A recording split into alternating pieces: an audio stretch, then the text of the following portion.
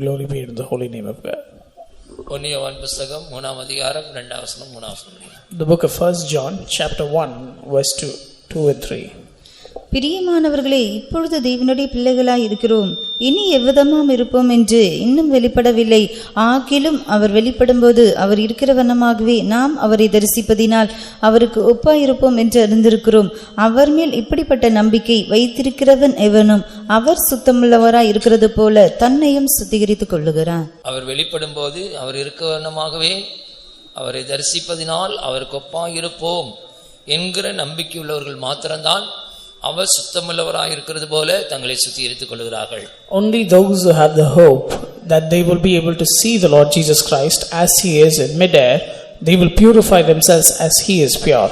அவர் சுத்தமுள்ளவராய் இருக்கிறது போல என்று சொல்லும்போது நம்முடைய வாழ்க்கையில நாம் சுத்தமாய் இருக்க வேண்டிய காரியங்கள் என்னென்ன என்று வேதம் சொல்லுகிறதோ அவைகளை நம்முடைய ஜீவிதத்திலே அனுபவமாக்க வேண்டும். When we say even as he is pure, it means we have to sanctify ourselves to the level that the Lord expects in every aspect of our life. நாம் சுத்தமாக இருக்கும்படியாக வேதம் சொல்லுகிற சில காரியங்களை கடந்த நாட்களில் பார்த்து வருகிறோம். In the last few days we've been meditating on certain things that we are supposed to be pure in. நம்முடைய பாளையம் சுத்தமாக இருக்க வேண்டும். Our camp should be holy. நம்முடைய வஸ்திரம் சுத்தமாக இருக்க வேண்டும். Our vesture should be holy. நம்முடைய கைகள் சுத்தமாக இருக்க வேண்டும். Our hands should be holy. நம்முடைய உதடுகள் சுத்தமாக இருக்க வேண்டும். Our words and lips should be holy. ஜெபம் சுத்தமாக இருக்க வேண்டும். Our prayer should be holy. ஆறாவதாக இப்பொழுது பார்க்க போற காரியம் நம்முடைய இருதயம் சுத்தமாக இருக்க வேண்டும். Now we are going to see that our heart should be holy and pure. சங்கீத புத்தகத்தில் தாவீது சொல்கிறான், சுத்த இருதயத்தை என்னிலே சிருஷ்டியும் ஆண்டவரே என்று. In the book of Psalms, King David says, create in me a clean heart. 55ஆம் சங்கீதம் 51 சங்கீதம் 10 வசனம். Psalm 51 verse 10. தேவனே, சுத்த இருதயத்தை என்னிலே சிருஷ்டியும், நிலைவரமான ஆவியை என் உள்ளத்திலே புதுப்பியும். சுத்த இருதயத்தை என்னிலே சிருஷ்டியும் ஆண்டவரே என்றவன் ஜெபிக்கிறான். He prays saying, Lord, create in me a clean heart. தாவீதுடைய ஜீவிதத்தில் ஒரு பாவம் வந்தபோது அவன் மனஸ்தாபப்பட்டு ஆண்டவரிடத்தில் இவ்விதமாக ஜெபிக்கிறதாக நாம் பார்க்கிறோம். This is the prayer of David when he had committed a mistake in his life and praying to God for his forgiveness. நாமும் கூட பாவத்திலே தான் பிறந்திருக்கிறோம், துர்க்குணத்திலே தான் உருவாகி இருக்கிறோம். Even we were formed in iniquity and we were created in transgression. நம்முடைய வாழ்க்கையிலும் அநேக சந்தர்ப்பங்கள்ல சில பாவங்கள் நம்மை மேற்கொள்வதுண்டு. In many times, in many occasions in our life, there is cause for sin to enter into our life. எப்பொழுதெல்லாம் பாவம் செய்கிறோமோ அப்பொழுதெல்லாம் சுத்த இருதயம் நம்மை விட்டு போகிறது. Whenever we commit sin, whenever we face a shortcoming, then we lose the clean heart in us. அப்பொழுது நாம் ஆண்டவரிடத்தில் விதமாய் ஜெபித்து கேட்க வேண்டும். Then we ought to pray unto God and ask him, தேவனே, சுத்த இருதயத்தை என்னிலே சிருஷ்டியும் ஆண்டவரே. O Lord, create in me a clean heart. நிலைவரமான ஆவியை என் உள்ளத்திலே புதுப்பியும் ஆண்டவரே. And renew a right spirit within me. இந்த சுத்த இருதயத்தை வாஞ்சிக்கிறவர்களாய் நாம் இருக்க வேண்டும். We should be people who desire this clean heart. நீதிமொழிகள் புத்தகத்தில் வாசிக்கும்போது, when you read the book of Proverbs, சுத்த இருதயத்தை விரும்புகிறவனுடைய உதடுகள் இனிமையானவைகள். The lips of those that desire a clean heart are high and good. ராஜா அவனுக்கு சிநேகிதனாவான். And the king should be his friend. யார் சுத்த இருதயத்தை விரும்புகிறார்களோ, those who desire a clean heart, அவர்களுக்கு ராஜா சிநேகிதனாக மாறுவானாம். the king will be a friend to them. நீதிமொழிகள் புத்தகம், சுத்த இருதயத்தை விரும்புகிறவனுடைய உதடுகள் இனிமையானவைகள், ராஜா அவனுக்கு சிநேகிதனாவான். ராஜா அவனுக்கு சிநேகிதனாவான். யார் இந்த ராஜா? Who is this king? அவர்தான் நம்முடைய ராஜாதி ராஜாவாகி இயேசு Maharaja. He is the Lord of lords and King of kings, Jesus Christ. இயேசு நமக்கு சிநேகிதனாய் மாற வேண்டும் என்றால், if Jesus has to become our friend, நாம் சுத்த இருதயத்தை விரும்புகிறவர்களாய் இருக்க வேண்டும். then we should be desirous of a clean heart. நாம் சுத்த இருதயத்தை வாஞ்சிக்கிறோமா, விரும்புகிறோமா? Do we desire a clean heart?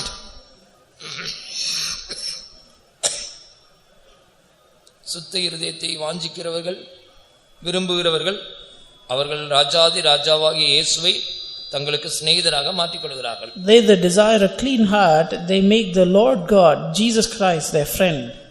எத்தனையோ காரியங்களை இன்னைக்கு மனிதர்கள் வாஞ்சிக்கிறார்கள். Today men desire many things, ஆனால் சுத்த இருதயத்தை வாஞ்சிக்கிறதில்லை, விரும்புகிறதில்லை. but they do not desire a clean heart. நம்முடைய வாழ்க்கையில இந்த சுத்த இருதயத்தை விரும்புகிறவர்களாகவும் வாஞ்சிக்கலாகவும் இருக்க வேண்டும்.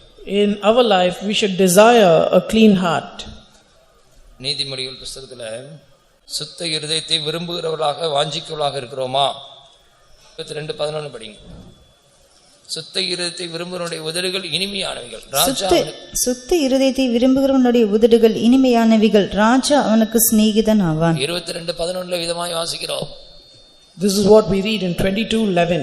சுத்த இருதயத்தை விரும்புகிறவனுடைய உதடுகள் இனிமையானவைகள். He that loveth pureness of heart, for the grace of his lips the king shall be his friend. ஹல்லேலூயா. அதனால சுத்த இருதயத்தை வாஞ்சிக்க வேண்டும், விரும்ப வேண்டும். So we need to desire a clean heart. கோடி ரூபாய் கையில பணம் இருக்கிறது பெருசு இல்ல. It is not a big matter to have 1 crore rupees in your hand. இருதயம் உனக்கு இருந்தா போதும். You need pure heart. தேவனுடைய பார்வையில எது விலையேற பெற்றதோ அதுக்கு தான் முக்கியத்துவம் கொடுக்க வேண்டும். You should give importance to whatever is precious or important in the sight of God. இந்த சுத்த இருதயம் இருந்தா தான் நம்ம 3 காரியங்கள் செய்ய முடியும். Only when we have a clean heart we can do 3 things. சுத்த இருதயம் உள்ளவங்களுக்கு 3 ஆசீர்வாதங்கள். 3 blessings for those who have a clean heart. என்ன சொல்லுங்கள் பார்க்கலாம். You know what they are? சுத்த இருதயம் இருந்தா தான் தேவனை தரிசிக்க முடியும். Only with a pure heart you can see God. முதலாவது ஆசீர்வாதம். That is the first blessing. மத்தேயு எழுதின சுவிசேஷம் 5ஆம் அதிகாரத்துல Matthew chapter 5 8ஆம் வசனம் படிங்கள். verse 8. இருதயத்தில் சுத்தமுள்ளவர்கள் பாக்கியவான்கள், அவர்கள் தேவனை தரிசிப்பார்கள். இருதயத்திலே சுத்தம் இருந்தா தான் தேவனை தரிசிக்க முடியும். Blessed are the pure in heart, for they shall see சுத்த God. இருதயம் உள்ளவர்கள் தான் தேவனை தரிசிக்கக்கூடிய பாக்கியத்தை பெற்றுக்கொள்கிறார்கள். Only if you have purity in your heart can you see God. நம்மால தேவனை தரிசிக்க முடியலன்னா என்ன அர்த்தம்? If we cannot see God, what does that mean? சுத்த இருதயம் இல்லாமல் போய்விட்டது என்று அர்த்தம். We need to understand that we are devoid of a pure heart. இரண்டாவது, Secondly, சுத்த இருதயம் இருந்தால் தான் கர்த்தரை தொழுது கொள்ள தகுதியுள்ளவர்கள். only with a pure heart can we be found worthy to worship God. 1 தீமோத்தேயுவின் புத்தகத்தில் வாசிக்கும்போது In the book of 1 Timothy, 2 தீமோத்தேயு 2ஆம் அதிகாரம் 22ஆம் வசனம். 2 Timothy 2:22.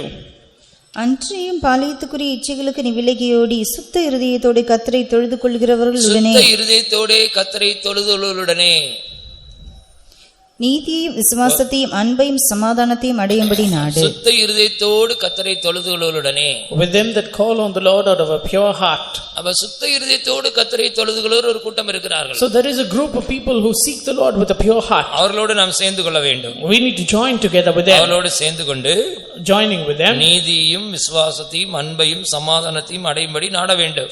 we need to seek after or follow after righteousness, faith, charity and peace. இருதயத்தில் சுத்தம் இருந்தால்தான் தேவனை தரிசிக்க முடியும். Only with a pure heart can you see God. சுத்த இருதயம் இருந்தால்தான் தேவனை தொழுது கொள்ள முடியும். And only with a pure heart can you call upon God and worship Him. மூன்றாவது, Thirdly, சுத்த இருதயம் இருந்தால்தான் ஒருவரில் ஒருவர் ஊக்கமாய் அன்பு கூற முடியும். only with a pure heart can we love each other fervently. 1 பேதுரு 1ஆம் அதிகாரம் 22ஆம் வசனத்துல பேதுரு அப்போஸ்தலன் சொல்லும்போது 1 Peter chapter 1 verse 22. ஆகையால் நீங்கள் மாயமற்ற சகோதர சிநேகமுள்ளவர்களாகும்படி ஆவியினாலே சத்தியத்திற்கு கீழ்ப்படிந்து உங்கள் ஆத்துமாக்களை சுத்தமாக்கி கொண்டவர்களாய் இருக்கிறபடியால் சுத்த இருதயத்தோட ஒருவரில் ஒருவர் ஊக்கமாய் அன்பு கூறுங்கள். சுத்த இருதயத்தோட ஒருவரில் ஒருவர் ஊக்கமாய் அன்பு கூறுங்கள். Through the spirit and unfeigned love of the brethren, see ஏன் that we ஒருவரில் love ஒருவர் one another with a நாட்கள் pure heart. ஊக்கமாய் அன்பு கூற முடியவில்லை? Why are we not able to love each other fervently? சுத்த இருதயம் இல்லை. Because we don't have a pure heart. சுத்த இருதயம் உள்ளவங்க பாருங்க, ஒருவரில் ஒருவர் ஊக்கமாய் அன்பு கூறுவார்கள். Those who have a pure heart, they will have fervent love one to another. சுத்த இருதயம் இருந்தால்தான் இந்த 3 காரியங்களை செய்ய முடியும். If you have a pure heart, you can do these 3 things. ஒன்று, கர்த்தரை தரிசிக்க முடியும். First of all, you can see God. இரண்டாவது, கர்த்தரை தொழுது கொள்ள முடியும். Secondly, you can worship God. மூன்றாவது, ஒருவரில் ஒருவர் ஊக்கமாய் அன்பு கூற முடியும். Thirdly, you can love one another. இந்த 3 அனுபவங்களுக்கு முக்கியமாக தேவைப்படுவது சுத்த இருதயம். The most important thing behind all of this is a pure heart. நம்முடைய ஜீவிதத்தில் பாவம் பிரவேசிக்கும் போது When sin enters into our life, இந்த சுத்த இருதயத்தை இழந்து போய் விடுகிறோம். we lose our purity in the ஆகையால் heart. ஆண்டவரிடத்தில் ஜெபித்து கேட்க வேண்டும். Which is why we need to pray and ask the Lord. எனக்கு சுத்த இருதயத்தை எனக்குள்ள வைங்க சுவாமி. Lord, create in me a clean heart. சுத்த இருதயத்தை எனக்குள்ள சிருஷ்டியும் ஆண்டவரே. Lord, create in me a new heart. நான் உம்மை தரிசிக்க வேண்டும். Lord, I need to see you. நான் உம்மை தொழுது கொள்ள வேண்டும். I need to worship you. நான் ஒருவரில் ஒரு ஊக்கமாய் அன்பு கூற வேண்டும். I need to love one another with a fervence. அல்லேலூயா. இந்த சுத்த இருதயம் நமக்குள்ள இல்லாவிட்டால், if this clean heart is not found in us, வேறு விதமான பல தவறான இருதயம் நமக்குள்ள வந்துவிடும். then strange hearts and different types of hearts will enter into our life. இந்த இருதயம் என்ற சப்ஜெக்ட் பைபிள்ல ஒரு பெரிய வாஸ்ட் சப்ஜெக்ட், பெரிய subject. Heart or the soul is a big subject in the word of God. ஒரு வாஸ்ட் சப்ஜெக்ட், ரொம்ப பெரிய subject. It is a very vast subject. இத ஒரே நாள்ல சொல்ல முடியாது. We cannot completely complete this in a single day. ஏனா கிட்டத்தட்ட 40 விதமான இருதயங்களை குறித்து பைபிள்ல சொல்லிருக்கு. Because in the word of God there are 40 different types of hearts. அவ்வளவு இன்னைக்கு சொல்றதுக்கு எனக்கு நேரம் இல்ல. I don't have time to explain each and every one of them. பைபிள்ல சில உதாரணமாக சிலருடைய இருதயங்களை சொல்கிறேன். But in the word of God I can give you examples of certain people's heart. எப்படிப்பட்ட இருதயம் நமக்கு இருக்க கூடாது? What sort of heart we should not have? ஒரு 10 பேரை நான் உங்களுக்கு உதாரணமாக முன்வருத்துகிறேன். 10 hearts, 10 நபர்கள், 10 people. பைபிள்ல சொல்லப்பட்ட 10 பேருடைய இருதயங்கள் நம்முடைய ஜீவிதத்தில் இருக்க கூடாது. We should not have the hearts of these people in our life. ஒன்று பார்வோனின் இருதயம், The heart of Pharaoh, கடினப்பட்ட இருதயம்.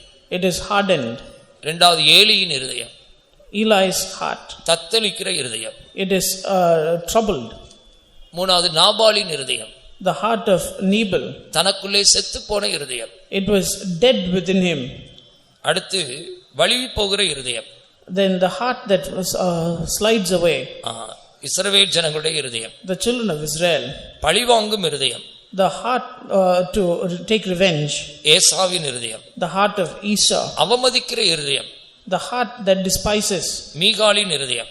the heart of Micah. விருத்த சேதனம் இல்லாத இருதயம், The uncircumcised heart, ஸ்தேவானை கொன்றவர்களுடைய இருதயம். those who murdered Stephen. விசுவாசிக்கிறதுக்கு புத்தி இல்லாத மந்த இருதயம், The deaf heart that is not able to believe. எம்மாவு ஊருக்கு போன 2 சீஷருடைய இருதயம். The hearts of the disciples who went to the city of Emmaus. சாத்தானால் நிரப்பப்பட்ட இருதயம், The heart filled with Satan. அனனியாவின் இருதயம். The heart of Ananias. உரங்கொள்ளப்பட்ட இருதயம், மனது கடினப்பட்டு உரங்கொள்ளப்பட்ட இருதயம். சீகோன் ராஜாவின் இருதயம். The heart that was hardened. உபாகமம் 2:30 வாசிக்கிறோம். That is what we read in இந்த Deuteronomy 10 விதமான இருதயங்கள் நமக்குள்ள இருக்க கூடாது. These sorts of hearts we should not find in our life. நிறைய இருதயம் இருக்கு, சொல்ற நேரம் இல்ல. நான் உதாரணத்துக்கு ஒரு மனிதரை சொல்கிறேன். There are many. இந்த இருதயத்தை எப்படி சுத்தம் பண்ணுவது என்பதை குறித்து சொல்ல வேண்டியிருக்கிறது. And after that I have to tell you how to cleanse this heart. அதான் சொல்றேன், இந்த இருதயத்தை பத்தி பேசினா கிட்டத்தட்ட 1 மாசம் பேசலாம். For about 1 month I can talk about the heart. Daily பேசினா 1 மாசம் பேசலாம். We can talk about it for 1 month. எனக்கு நேரம் இல்லாதபடியால் சுருக்கி சொல்கிறேன். Because I don't have time, I am முதலாவது பார்வோனின் இருதயம். First of all, the heart of Pharaoh. யாத்திராகமம் 7ஆம் அதிகாரம் 13ஆம் வசனம். யாத்திராகமம் 7:13. Exodus 17:13. யாத்திராகமம் 8:15. யாத்திராகமம் 9:34. யாத்திராகமம் 10:2. இந்த 4 வசனங்களை படிக்கிறோம். பார்வோனுடைய இருதயம் கடினப்பட்டது. In 4 different verses in the book of Exodus we see that the heart of Pharaoh was hardened. 7:13 படிங்கள்.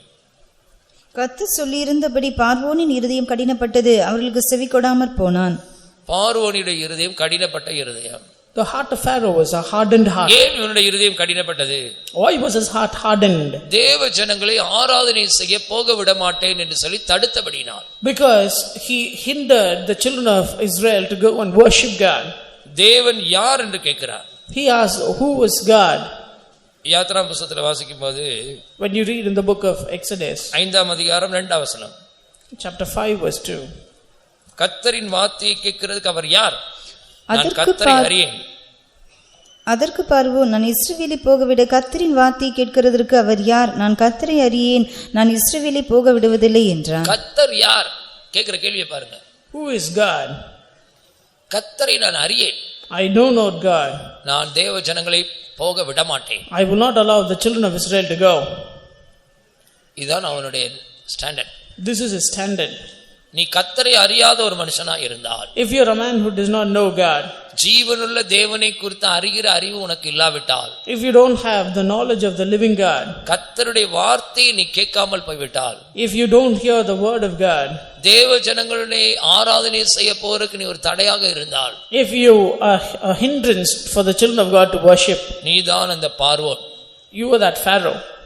இவனும் போய் ஆராதனை செய்யறதில்ல.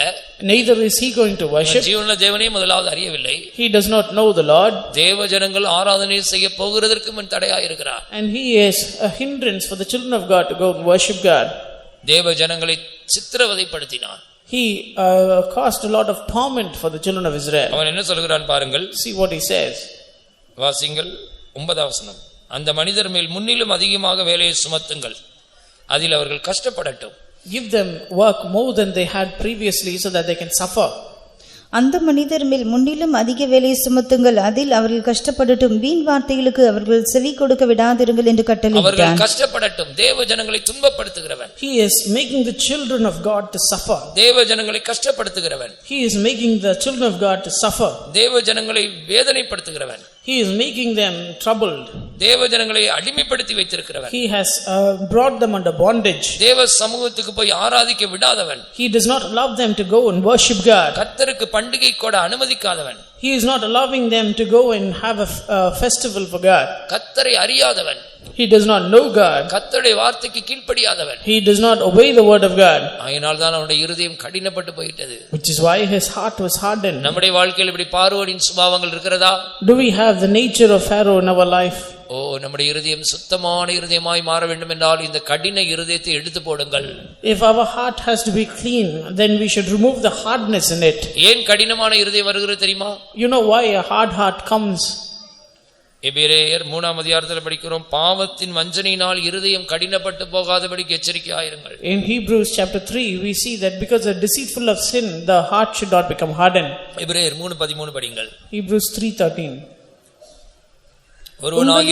உங்களில் ஒருவனாகிலும் பாவத்தின் வஞ்சனையினாலே கடினப்பட்டு போகாதபடிக்கு இன்று எண்ணப்படும் அளவும் நாடோறும் ஒருவருக்கு ஒரு புத்தி சொல்லுங்கள். வஞ்சனை இருதயத்தை கடினப்படுத்துகிறது. The deceitfulness of sin hardeneth the heart.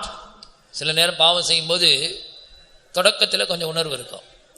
Sometimes when you commit sin in the beginning you will have பாவத்தை நீங்க திரும்ப செஞ்சிட்டீங்கன்னு வெச்சுக்கங்களேன். But if you continue to commit sin, அந்த பாவம் உங்களை வஞ்சிச்சு வெச்சிரும். Then there will be a deceitfulness of the sin. எல்லாரும் செய்யற பாவத்தை தானே நீ செய்யற, நீ என்ன புதுசா பாவம் செய்யற? This is a sin which everyone else is doing. You are not doing something new. மனுஷனா பிறந்தா எல்லாரும் இது செய்யறதாம்பா, இட்ஸ் நேச்சுரல். இதெல்லாம் ஒண்ணும் தப்பு கிடையாது. அப்படி உன் மனசாட்சியில நீ சாக்கு போக்கு சொல்லிக் கொள்கிறாய், அப்ப உன் பாவம், அந்த பாவம் உன்னை வஞ்சித்து விட்டது. You are giving yourself excuses in your conscience so that sin has deceived you. பாவத்தோடு காம்ப்ரமைஸ் பண்ண கூடாது. Do not compromise with sin in your life. பாவத்தோடு விளையாட கூடாது. You should not play with sin. பாவம் செய்யும்போது சாக்குபோக்கு சொல்லி தப்பித்துக் கொள்ள கூடாது. Do not give excuse so that you can escape from sin. பாவம் என்றால் பாவம் என்று ஒத்துக்கொள்ள வேண்டும். First of all, you need to accept that the sin is sin. பாவத்தை குறித்து சரியாக மனஸ்தாபப்பட வேண்டும். You need to have a proper conviction about sin. இந்த பாவம் உன்னை வஞ்சித்து விட இடம் கொடுக்க கூடாது. You should not allow sin to deceive you. பாவம் உன்னோடு பேசிக்கொண்டே இருக்கும். Sin will continue to talk with you. என்ன சொல்ல? You know what it will say? எல்லாரும் செய்யறதுதான், இதெல்லாம் தப்பே கிடையாது. Something which everyone else is doing, there is nothing wrong in it. பைபிள்ல சொல்லுது இச்சை என்பது பாவம். The word of God says that lust is sin. அப்படி சொல்லும்போது எவ்வளவு பாவங்கள் வேதத்தில் சொல்லப்பட்டிருக்கிறது. So how many sins are listed in the word of God? இந்த பாவம் உன்னை வஞ்சித்து வைத்து விட்டால், when the sin has deceived you, நீ கர்த்தரை வார்த்தை கேட்க மாட்டே. You will not hear the word of God. கர்த்தர் யார் என்று சொல்லுவாய். You will ask who is God.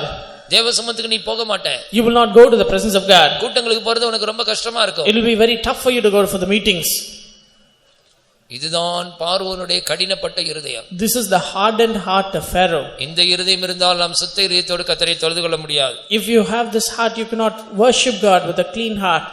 இரண்டாவது ஏலியின் இருதயம், தத்தளிக்கிற இருதயம். The heart of Eli. 1 Samuel 4:13 படியுங்கள். 1 Samuel 4:13. ஏலியின் இருதயம், தத்தளிக்கிற இருதயம். அவன் வந்தபோது ஏலி ஒரு ஆசனத்தின் மேல் உட்கார்ந்து வழியை பார்த்து கொண்டிருந்தான். தேவனுடைய பெட்டிக்காக அவன் இருதயம் தத்தளித்துக் கொண்டிருந்தது. ஊரிலே செய்தியை அறிவிக்க அந்த மனுஷன் வந்தபோது ஊரெங்கும் புலம்பல் உண்டாயிற்று. அவனுடைய இருதயம் தத்தளித்துக் கொண்டிருந்தது. We see that his heart was troubled. ஏலியினுடைய ஜீவியத்தை எடுத்துக்கொள்ளுங்கள். When you consider the life of அவனுடைய Eli, ஜீவியத்தின் நிமித்தமாக தான் தத்தளிப்பு. because of his life it was trembling. 3ஆம் அதிகாரம் 13ஆம் வசனம் படிக்கும்போது, chapter 3 verse 13. தன்னுடைய குமாரரை அடக்காமற் போன பாவத்தின் நிமித்தம், because of the sin of not bringing up his children in the right way. 3:13. 3:13. அவன் குமாரர் தங்கள் மேல் சாபத்தை வரப்பண்ணுகிறதை அவன் அறிந்திருந்தும் அவர்களை அடக்காமற் போன பாவத்தின் நிமித்தம். ஏலியுடைய ஒரே பாவம் பிள்ளை அடக்கி வளர்க்கல. He did not restrain his children.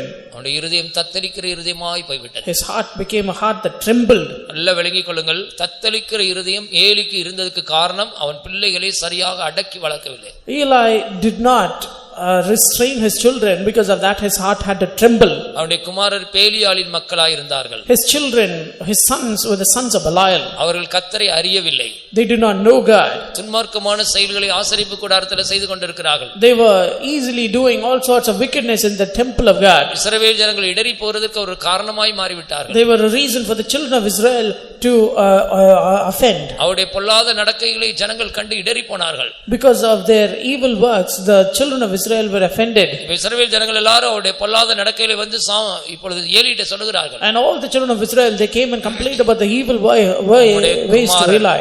உம்முடைய குமாரருடைய பொல்லாத நடக்கைகளை நாங்கள் காண்கிறோம். We are able to see the evil walks of your children. ஆனால் ஏலி என்ன சொல்கிறார்? But you know what Eli says? Eli என்ன சொல்கிறார்? What does Eli say? என் குமாரரே வேண்டாம், நான் கேள்விப்படுகிற இந்த செய்தி நல்லதல்ல. கர்த்தருடைய ஜனங்கள் மீறி நடக்கிறதுக்கு காரணமா இருக்கிறீர்களே. சிம்பிளா சாதாரணமா சொல்லிட்டு விட்டுறான். Very simply he calls his children and gives them a small talk saying you should not do this. அடுத்து சாமுவேல் தீர்க்கதரிசி மூலமா ஆண்டவர் எச்சரிக்கிறார். Next the Lord warns him through prophet Samuel.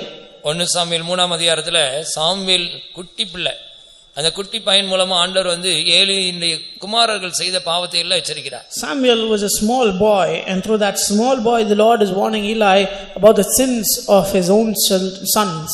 Samuel எல்லா காரியங்களையும் இந்த ஏலிக்கு சொல்லுகிறார். And Samuel told Eli all the things that he spoke. அப்பயாவது தன்னுடைய பிள்ளைகளை கூப்பிட்டு கண்டிச்சு வளர்க்கறானா, அடக்கி வளர்க்கறானா? Even then he did not restrain his children. வாசிங்க 18 வசனம் படிங்கள். 3:18 படிங்கள். அப்பொழுது சாமுவேல் ஒன்றையும் அவனுக்கு மறைக்காமல் அந்த காரியங்களை எல்லாம் அவனுக்கு அறிவித்தான். அதற்கு அவன் அவர் கர்த்தர் அவர் தமது பார்வைக்கு நலமானதை செய்வாராக என்றான். ரொம்ப டீசெண்டா கூலா ஜென்ட்லா ஒரே வார்த்தை சொல்லிட்டான், கர்த்தர் பாத்துக்கிறார், நலமானது செய்வார். இப்படிதான் பிள்ளைகளை யாராவது கொடுத்து ரிப்போர்ட் கொடுத்தா, உங்க பிள்ளை சரியில்லை, அதை அடக்கி வளங்க, அது ஒழுங்கா இல்ல, நீங்க சரியா கண்டிச்சு வளர்க்கணும், அதை அடக்காம போனீங்கன்னா அந்த பாவம் உங்களை பின்தொடரும், உங்க குடும்பத்துக்கு நீங்காத நியாய தீர்ப்பு செய்வாரு. ஏழி பிள்ளைகளை வளர்த்த மாதிரி வளர்க்கக்கூடாது, கண்ட்ரோல் பண்ணி வளங்க அப்படின்னு சொன்னா, அவர் கர்த்தர் அவர் பார்வைக்கு நலமானது செய்வார், அதெல்லாம் ஆண்டவர் பார்த்துக்கிறோம், என் பிள்ளை ஆண்டவர் கையில் நான் ஒப்பு கொடுத்துட்டேன். எப்படி ஏலி மாதிரி பதில் சொல்லாதீங்க, உங்களுக்கு தத்தளிக்கிற இருதயம் வந்துடும். If you answer like Eli with all carelessness, then you will have a trembling heart like Eli. பிள்ளைகளை கண்டிச்சு வளர்க்க வேண்டும், உங்களுடைய கண்ட்ரோலுக்குள்ள நீங்க வச்சிருக்கணும். You should bring up your children in admonition and keep them under your control. தீமோத்தேயுல சொல்லி இருக்கிறது, சகல நல்லொழுக்கத்திலும் தன்னுடைய பிள்ளைகளை கீழ்ப்படிய பண்ணுகிறவனுமா இருக்க வேண்டும். In 1 Timothy it is mentioned that the deacon should bring up his own children with all restraint and good godliness. என் பிள்ளை என் சொல்லலாம் கேட்காது அப்படி சொல்லாதீங்க. Don't say உங்க சொல்ல கேட்க நீங்க வைக்கணும். You should make your children listen to what you say. 1 தீமோத்தேயு 3ஆம் அதிகாரம் 4ஆம் வசனம் படிங்க. 1 Timothy chapter 3 verse 2. தன் சொந்த குடும்பத்தை நன்றாக நடத்துகிறவனும் தன் பிள்ளைகளை சகல நல்லொழுக்கம் உள்ளவர்களாக கீழ்ப்படிய பண்ணுகிறவனுமாய் இருக்க வேண்டும். பிள்ளைகளை சகல நல்லொழுக்கம் உள்ளவர்களாக கீழ்ப்படிய பண்ணுகிறவனுமாய் இருக்க வேண்டும். One that ruleth well his own house, having his children in subjection with all gravity. சகல நல்லொழுக்கத்திலேயும் உங்க பிள்ளைகளை நீங்க கீழ்ப்படிய பண்ணுகிறவனா இருக்கணும். You should make your children be subject in all godliness. அவன்தான் சிறந்த குடும்ப தலைவன். That is a good head of the house. நான் சொல்லி பார்க்கிறேன் பிரதர், என் பிள்ளை கேட்க மாட்டேங்குது அப்படி சொன்னா நீங்க ஃபெயில் ஆயிட்டீங்க, பிள்ளைகளை வளர்க்கிற பகுதியில ஃபெயில் ஆயிட்டீங்க. If you say your child is not obeying what you are saying, then you failed as a parent. பிள்ளைகளை நடத்துறதுக்கு வளர்க்கிறதுக்கு ஆண்டவர் உங்களுக்கு ஒரு டெஸ்ட் வைக்கிறார், அந்த பாடத்துல நீங்க ஃபெயில் ஆயிட்டீங்க. The Lord is giving you a test in bringing up your children and you have failed in that exam. கர்த்தருக்கேற்ற சிட்சையிலும் போதனையிலும் பிள்ளைகளை வளர்ப்பீர்களாக. You should bring up your children in the chastisement that the Lord desires. உன் மகனை சிட்சை செய். You chastise your child. அவன் உனக்கு ஆறுதலையும் ஆனந்தத்தையும் உண்டாக்குவார். And he will bring you comfort and joy. பிள்ளைக்கு சிட்சை கொடுக்கணும். You have to chastise your child. பிள்ளையை தண்டியாமல் விடாதே, பிரம்பினால் அடித்தால் அவன் Sagan. If you don't take the rod and if you don't punish your child, he will not die if you beat him with the rod. பிரம்பினால் அடிக்கிறதுனால அவன் ஆத்துமாவை பாதாளத்துக்கு தப்புவிப்பாயே. But you will cause his soul to escape from hell if you beat him with the rod. பைபிள்ல சொல்லிருக்கு பிரம்பினால் அடிக்கணும்னு சொல்லி இருக்குது. The word of God says that you have to beat your children with the rod. மகனை சிட்சை செய்ன்னு சொல்லி சொல்லியிருக்குது. It is mentioned you have to chastise your child. கர்த்தருக்கு ஏற்ற சிட்சையில வளர்க்கணும்னு சொல்லியிருக்குது. It is mentioned you have to bring up your children in the chastisement of the Lord. ஆண்டவனை நடக்க வேண்டிய வழியில நடத்துன்னு சொல்லியிருக்குது. It is mentioned you have to lead the child in the way he has to go. பிரம்பும் கடிந்து கொள்ளுதலும் புத்தியை கொடுக்கும். கடிந்து கொள்ளணும்னு சொல்லியிருக்குது. You have to chastise your child so that it will bring wisdom to your child. கடிந்து கொள்ள வேண்டும், சிட்சை கொடுக்க வேண்டும், பிரம்பினால் அடிக்க வேண்டும், நடக்க வேண்டியவளை நடத்த வேண்டும், சகல நல்லொழுக்கத்திலும் கீழ்ப்படிய பண்ணுகிறவனுமா இருக்க வேண்டும். You have to chastise your children, you have to admonish them and bring them up in the right way, even use a rod when you have to, so that you can bring up your child in the right way and make them escape hell. இல்லனா என் பிள்ளை என்னால வளர்க்க முடியலன்னு சொன்னா பேச்ச கேட்க மாட்டேங்குதுன்னா உன் பிள்ளையை நீ வளர்க்க வேண்டிய அந்த காரியத்துல கர்த்தர் வச்சிருக்கிற அந்த பரீட்சையில டெஸ்ட்ல நீ ஃபெயில் ஆயிட்டீங்க. If you say that you are not able to bring up your child, then you have failed as a parent in the test that the Lord has given you. உங்க பிள்ளை முதல்ல உங்களுக்கு சொந்தம் கிடையாது, தெரியுமா? First understand that your children do not belong to you. First உங்க பிள்ளை உங்களுக்கு முதல்ல சொந்தம் கிடையாது. Your children don't belong to you. பிள்ளைகள் கர்த்தரால் ஒரு சுதந்திரம். The children are an inheritance of God. கர்த்தரால் வந்த சுதந்திரம். They are heritage given by God. கர்த்தருடைய சுதந்திரத்தை கொஞ்ச நாளைக்கு உங்க கையில வளர்க்கிறதுக்கு வாடகைக்கு கொடுத்திருக்கிறார். For a few days he has given you as rent to bring up your children, which is his heritage. உலக தோற்றத்துக்கு முன்னாடி உங்க பிள்ளைகளை ஆண்டு தெரிஞ்சு உங்க வயித்துல பிறக்க வச்சிருக்கிறாரு. ஒரு 25 வருஷம் ஒன்னு ஊழியத்துக்கு போறதோ இல்லனா கல்யாணத்துக்கு பண்ணி கொடுக்கறதோ அது வரைக்கும் உங்க கையில ஒரு 25 வருஷம் வாடகைக்கு கொடுத்திருக்கிறார். Even before the foundation of the world, the Lord has chosen your children and he has given them for 25 years into your hand, so before they go into the ministry or marriage. கர்த்தரிடத்திலிருந்து வந்த இந்த சுதந்திரத்தை வாங்கி வச்சிருக்கீங்க ஒரு 25 வருஷம். இது ரொம்ப கவனமா பேணி பராமரிச்சு போஷிச்சு கர்த்தருக்கு ஏற்ற சிட்சையிலோ நல்ல ஒழுக்கத்திலேயோ கண்டிச்சு பிள்ளைகளை ஞானமா வளர்த்து 25 வயசு வரைக்கும் நீங்க பாதுகாத்து பரிசுத்தமா வச்சிருந்து ஒன்னு ஊழியத்துக்கு கொடுத்துடணும். இல்லைன்னா மேரேஜ் பண்ணி கொடுத்தீங்கன்னா அந்த கணவன்கிட்டயோ மனைவிட்டையோ ஒப்பு கொடுத்துடணும். அது வரைக்கும் நீங்க பேணி பாதுகாக்கிறது உங்க கடமை. It is your responsibility to receive the heritage of the God and lead it with all carefulness and diligence till the age of 25 and make them grow up in spirituality, and once they go reach 25, either to go for the ministry or to get married. அப்ப அந்த கர்த்தருடைய சுதந்திரத்தை எவ்வளவு பேணி பராமரித்து பாதுகாத்து வளர்க்கணும். How much of importance you need to give to the heritage of the Lord. அந்த பிள்ளை இஷ்டம் போல நடக்கணும்னு விரும்புவாங்க, நீங்க விடக்கூடாது. You the children will want to walk according to their own will, whims and fancy. You should not allow them. கண்டிந்து கொண்டு கண்டனம் பண்ணி எச்சரித்து சிட்சிச்சு புத்தி சொல்லி கரெக்டா நடத்தி பாருங்க. பிற்காலத்தில் அவங்களுக்கு ஆனந்தத்தையும் மாறுதலை உண்டாக்குவார்கள். You should admonish them, chastise them and lead them in the right way so that they will give you joy and honor in the latter days. பிள்ளை ஆண்டவனை நடத்த வேண்டிய வழியிலே நடத்து. அடுத்து என்ன போட்டிருக்கு? அவன் முதிர் வயதில் உனக்கு ஆறுதல் செய்வான். Or train up the child in the way he should go, or he should walk, and he will be a comfort to you in the latter days. நீதிமொழிகள் 22 அதிகாரம் 6 வசனம். The book of Proverbs chapter 22:6. பிள்ளையானவன் நடக்க வேண்டிய வழியிலே அவனை நடத்து, அவன் முதிர் வயதிலும் அதை விடாதிருப்பான். நீங்க பாருங்க, கரெக்டா வளர்த்துட்டீங்கன்னு வச்சுக்கோங்களேன், முதிர் வயதானா கூட அவங்க கரெக்டா இருப்பாங்க, ரொம்ப பெர்ஃபெக்ட்டா இருப்பாங்க.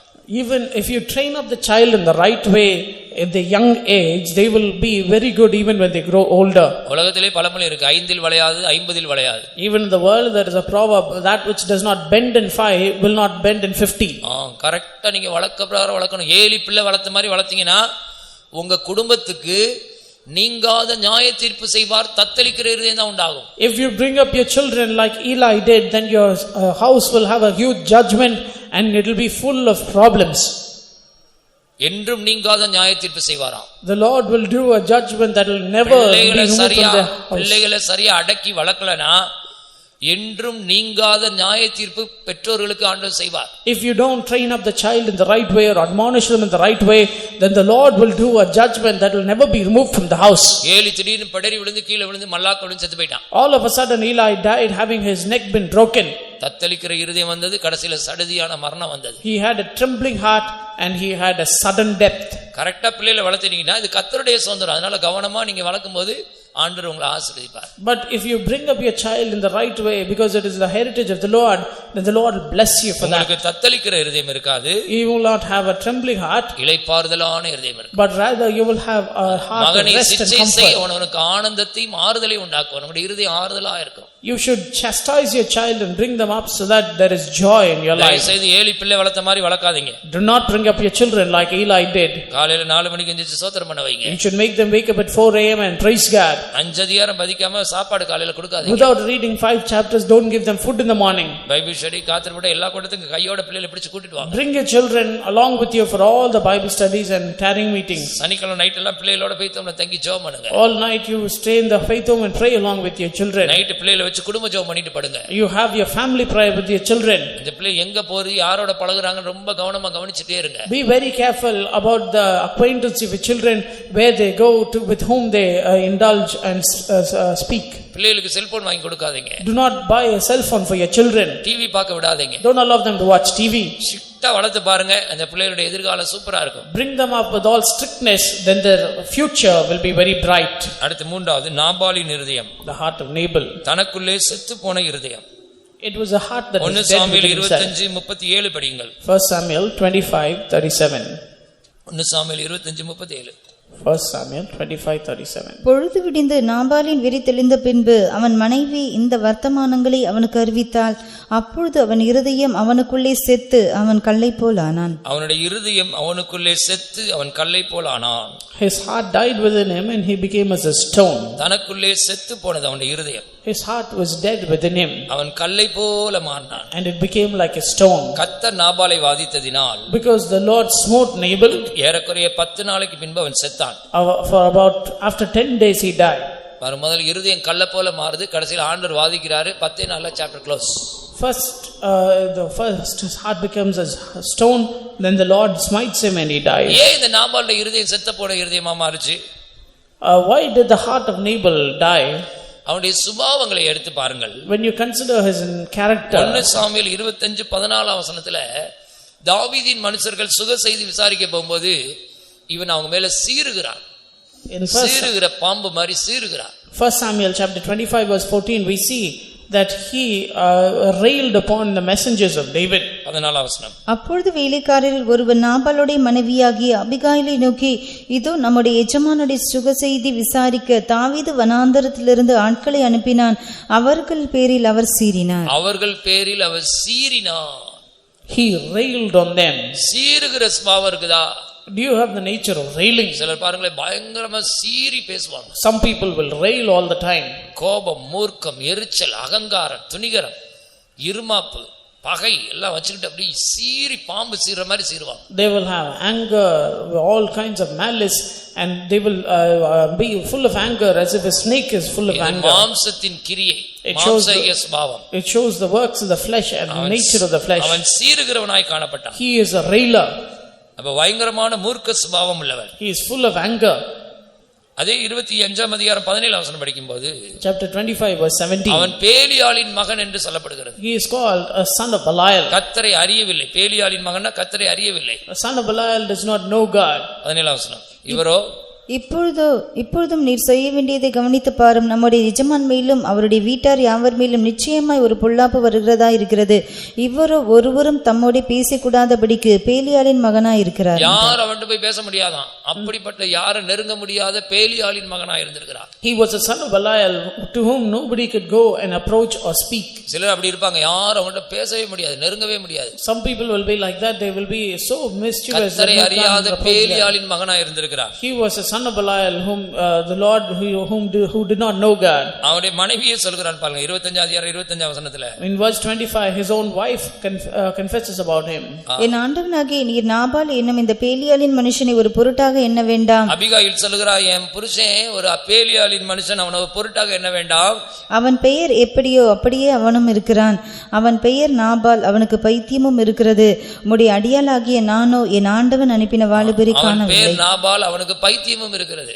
His name is Nabal and folly is with him. அவனுக்கு கொஞ்சம் பைத்தியம் இருக்குது. He is a fool. அவன் பேலியாளின் மனுஷன். He is a son of Belial. அவன் பேலியாளின் மகனா இருக்கிறான். He is a son of Belial. யார் அவன்கிட்ட நெருங்க முடியாது. Nobody can go near him. ஒருவர் அவன்கிட்ட பேச முடியாது. Nobody can go and talk to him. அவன் சீறுகிற சுபாவம் உள்ளவன். He has a nature of railing. இன்னும் பாருங்க, குடிச்சு வெறிச்சிருக்கிறான் பாருங்க. And you can see that he is drinking and rioting. 36 வசனம் படிக்கும்போது அவன் மிகவும் வெறித்திருந்தான் என்று சொல்லப்பட்டிருக்கிறது.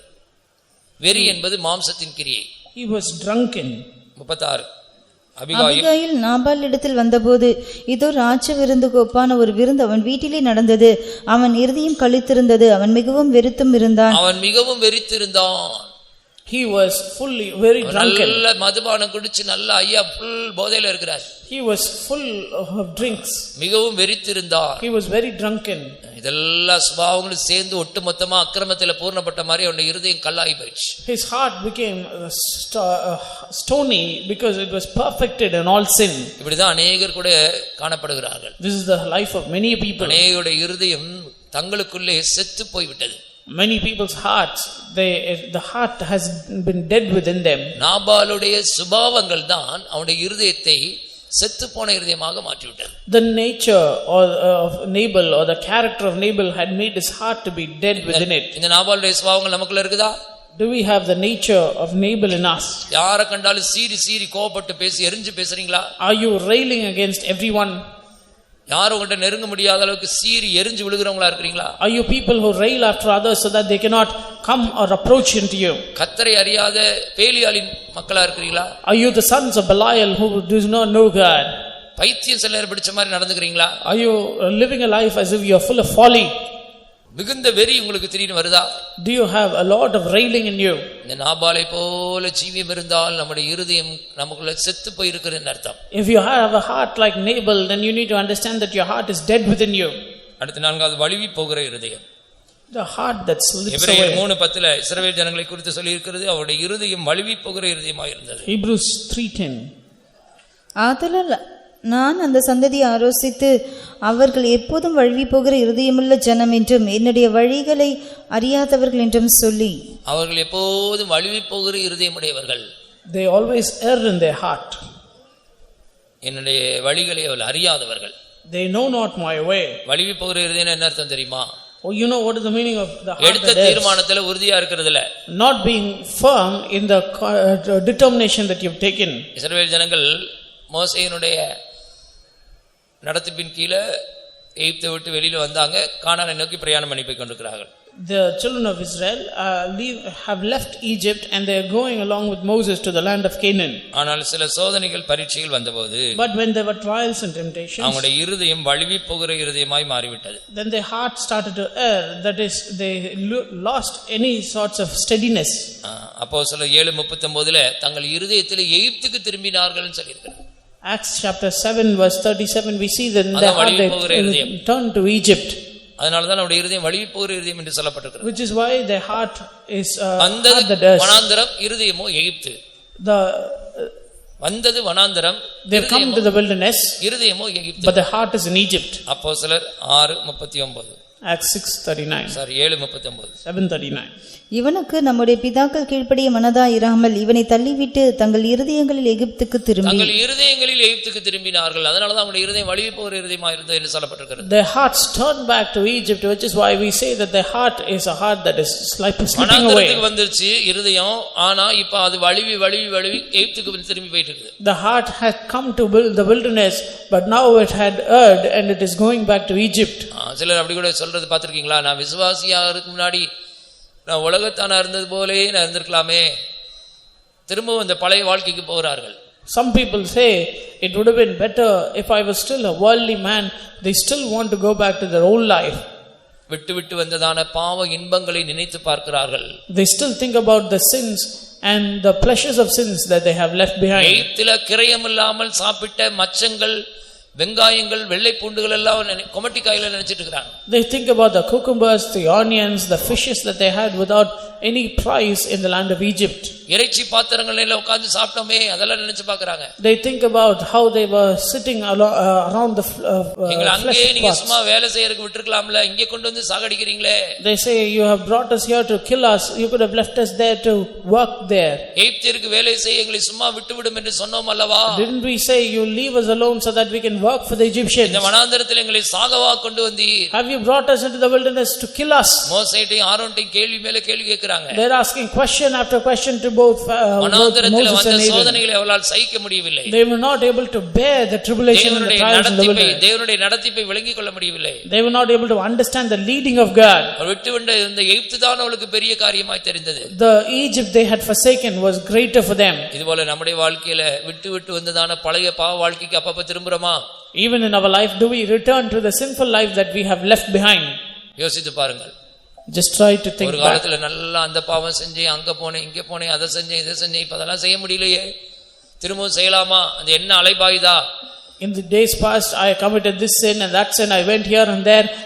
Do you want to return to that sin? Do you have that thought crossing your life? பழைய பாவ வாழ்க்கை உங்களோடு கூட போராடி கொண்டிருக்கிறதா? Is an old sinful life warring with you? விட்டு விட்டு வந்ததான பாவங்களை திரும்ப செய்யணும்ன்ற எண்ணம் உங்களுக்கு வந்துட்டே இருக்குதா? Do you have the mind to repeat the sin that you have left behind? திரும்பவும் எகிப்து என்ற பாவ அடிமைத்தனத்துக்கு போக விரும்புறீங்களா? Do you want to go back into the slavery and bondage of Egypt? வழுவி போகிற இருதயம் உள்ளவர்கள். You have a heart that is erring. அடுத்து ஐந்தாவது. Fifthly, பழிவாங்கும் இருதயம். a heart of revenge. ஆதியாகமம் 27:41 படிக்கும்போது When we read Genesis chapter 24, ஏசா சொல்லுகிறான், Esau says, நான் என் சகோதரனாகிய யாக்கோபை கொன்று போடுவேன் என்று இருதயத்தில் சொல்லிக்கொண்டான். in his heart he says, I will slay my brother Jacob.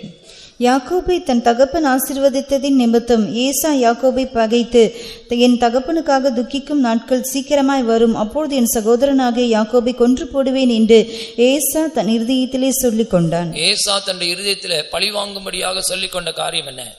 What is the matter that Esau told within him that he would do? எங்க அப்பா சீக்கிரம் இறந்துடுவாரு, பிற்பாடு நான் என்னுடைய சகோதரனாகிய யாக்கோபை கொன்று போடுவேன். The days of mourning for my father are at hand, then will I slay my brother Jacob. இருதயத்திலே பழிவாங்கும்படியாக பேசிக்கொண்ட காரியம். These are the things that he spoke within his heart in order to ஏன் அவன் அப்படி பேசிக்கொண்டான்? Why did he say that? காரணம் என்ன தெரியுமா? You know the reason. அவன் ஏமாற்றப்பட்டான். He was cheated. வாசிங்கள் அதே அதிகாரத்தில் பாடுங்க, படிங்கள். என் சகோதரனாகிய யாக்கோபு 2 முறை என்னை ஏமாற்றி விட்டான். மேல வாசிங்கள். ஆதியாகமம் புத்தகம் 27 அதிகாரம். அவன் பெயருக்கு தகுந்தாற் போல 36 வசனம். அப்பொழுது அவன் பெயர் யாக்கோபு எண்ணப்படுவது சரியல்லவா? இதோடு 2 தரம் என்னை மோசம் போக்கினான், என் சிரேஷ்ட புத்திர பாகத்தை எடுத்துக்கொண்டான், இதோ இப்பொழுது என் ஆசீர்வாதத்தையும் வாங்கி கொண்டான் என்று சொல்லி, நீர் எனக்கு ஒரு ஆசீர்வாதத்தை ஆகிலும் வைத்து வைக்கவில்லையா என்றான். 2 தரம் என்னை மோசம் போக்கி விட்டான். He has cheated me or supplanted me. ஏமாற்றப்பட்டது நிமித்தமாக, because he was supplanted, அவன் இப்பொழுது பழிவாங்குறதான இருதயத்தோடு பேசிக் கொண்டிருக்கிறான். he is speaking with a heart full of revenge. யாராவது உங்களை ஏமாத்திட்டாங்கன்னா உங்களுடைய இருதயம் பழிவாங்குற இருதயமாய் மாறி விடுகிறதா? If someone had cheated you, are you filled with the nature to take revenge on யாராவது them? உங்களை மோசம் போக்குனா அதுக்கு நீங்க பழிவாங்கணும்ன்ற இருதயத்தோட நீங்க கிரியை செய்றீங்களா? If someone has supplanted you, do you work with this nature in order to take revenge on them? நான் உண்மையா இருந்தேன், ஆனா அவங்க என்னை ஏமாத்திட்டாங்க. I was faithful but they cheated me. அவங்க என்னை மோசம் போக்கிட்டாங்க. They supplanted me. நான் உங்களை சும்மா விட மாட்டேன். I will not leave them alone. அவங்களை நிச்சயமாக நான் கொன்று போடுவேன். Definitely I will slay them. இந்த ஏசாவுடைய இருதயம் பழிவாங்குற இருதயமாக இருந்தது. The heart of Esau was a heart that is full of supplanting. நம்முடைய இருதயத்தில் அப்படிப்பட்ட எண்ணம் சிந்தை வந்திருக்குதா? Do we have the nature of Enoch, of Esau in us? யாரையாவது பழிவாங்கணும்ன்ற இருதயத்துல நீங்க பிளான் பண்ணியிருக்கீங்களா? Do we plan so that we should take revenge on someone? அந்த இருதயத்துல அந்த பிளான் வச்சிருந்தீங்கன்னா இன்னைக்கு எடுத்து போட்டுருங்க. If you have that kind of a plan in your heart, then you take it out. பழிவாங்குற இருதயம் நமக்கு வேண்டாம். We don't need the heart full of revenge. அடுத்து அவமதிக்கிற இருதயம். மீகாளுடைய இருதயம் தாவீதை அவமதித்தது. The heart of Micah, it despised David. 2 Samuel 6:16 படிங்கள். கர்த்தருடைய பெட்டி தாவீதின் நகரத்திற்குள் பிரவேசிக்கிற போது சவுலின் குமாரத்தியாகிய மீகாள் பலகனி வழியாய் பார்த்து, தாவீது ராஜா கர்த்தருக்கு முன்பாக குதித்து நடனம் பண்ணுகிறதை கண்டு தன் இருதயத்திலே அவனை அவமதித்தாள். இருதயத்திலே அவமதித்தாள். இருதயத்திலே நம்ம அவமதிக்கிறவளா இருக்கிறோமா? Do we despise others in our heart? தேவனுடைய பெட்டி முன்பாக தாவீது ராஜா நடனமாடிக்கொண்டு வருகிறான். King David is dancing before the ark of the covenant. குதித்து நடனம் பண்ணி கொண்டு வருகிற கண்டபோது தன் இருதயத்தில் அவனை அவமதிக்கிறான். We see that when he was dancing, Micah despised him in the heart. தாவீது ராஜாவுடைய இருதயம் நன்றினால பொங்கி வழிந்து கொண்டிருக்கிறது. The heart of David is full of gratitude and full of thanksgiving. அவன் என்ன சொல்கிறான்? You know what he says? 21ஆம் வசனத்தில் அவன் என்ன சொல்கிறான்? Verse 21. உன் தகப்பனை பார்க்கிலும் அவருடைய எல்லா வீட்டாரை பார்க்கிலும் என்னை இஸ்ரவேலாகிய கர்த்தருடைய ஜனத்தின் மேல் தலைவனாக கட்டளையிடும்படிக்கு தெரிந்து கொண்ட கர்த்தருடைய சமூகத்துக்கு முன்பாக ஆடி பாடினேன். I was rejoicing before the Lord who chose me before your father and before his house to appoint me ruler over all the people of the Lord. இதை பார்க்கிலும் இன்னும் நான் நீசனும் அற்பனும் என் பார்வைக்கு அற்பனும் ஆவேன்.